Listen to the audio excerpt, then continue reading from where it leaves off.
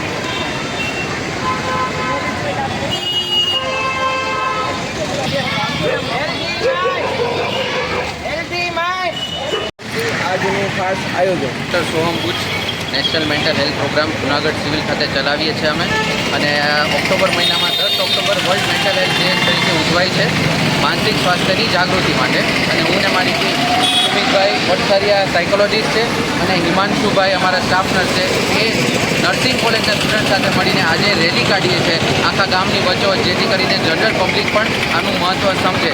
જે માનસિક રોગો હોય છે એ શારીરિક રોગોની જેમ જ બધી બીમારીઓ હોય છે, એ જ્ઞાન આપણી જનતાને નથી હોતું અને એના જ લીધે ઘણા બધા જે દર્દીઓ માનસિક બીમારીથી પીડાતા હોય છે એ સારવાર સુધી પહોંચતા નથી. આ તો નાટક કરે છે, આ તો ઢોંગ કરે છે, આને તો છાયામાં પગ આવી ગયો છે, આ તો ઝપટમાં છે, આવી બધી ગેરમાન્યતાથી આપણું સમાજ પીડાય છે. પણ આ જેટલી બધી તકલીફો છે, જેટલા બધા એવા દર્દીઓ છે જે રિપોર્ટોની આખી ફાઇલોના થોકડા છે પણ કોઈ રિપોર્ટમાં પકડાતું નથી, એ પણ બધું માનસિક બીમારી જ હોય છે.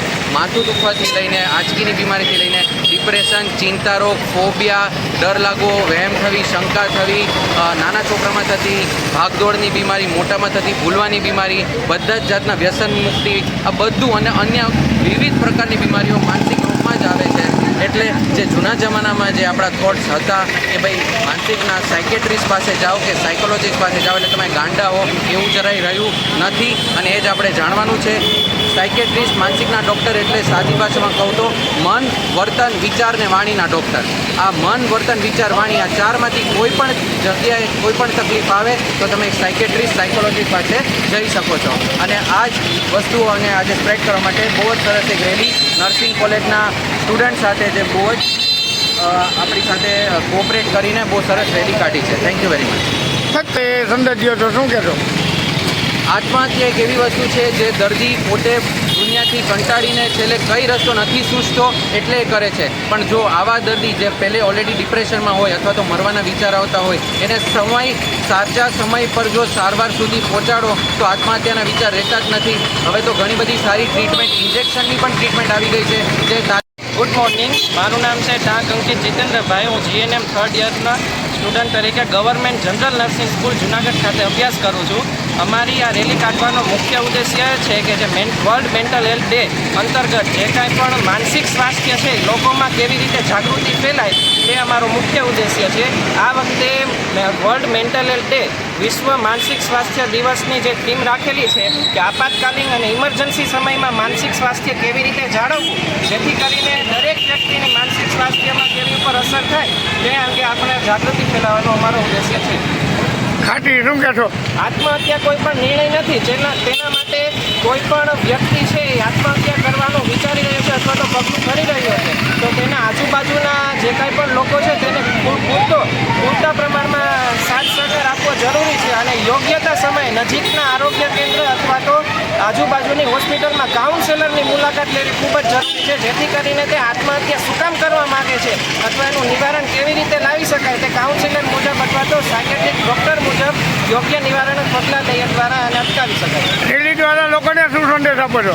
રેલી દ્વારા જેમ આપણું ભૌતિક સ્વાસ્થ્ય અથવા તો શારીરિક સ્વાસ્થ્ય જરૂરી છે તેવી જ રીતે માનસિક સ્વાસ્થ્ય પણ એટલું જ આ જમાનામાં જરૂરી બન્યું છે. હવે માનસિક સ્વાસ્થ્યમાં પણ જે કંઈ પ્રકારના રોગો આવે છે માણસોને સમજવામાં ખૂબ તકલીફ થાય છે જેથી કરીને ઉદ્ભવતા તેના ઉપર લક્ષણો કેવા જોવા મળે છે જેમ કે વધારે પડતો ડર, વધારે પડતી ચિંતા, વધારે પડતું કોઈ પણ એગ્રેશન જોવા મળે છે, એન્ઝાયટી જોવા મળે છે. તે કેવી રીતે દૂર કરી શકાય તે યોગ્ય ડૉક્ટરની સલાહ મુજબ તેને નિવારણ કરી શકાય.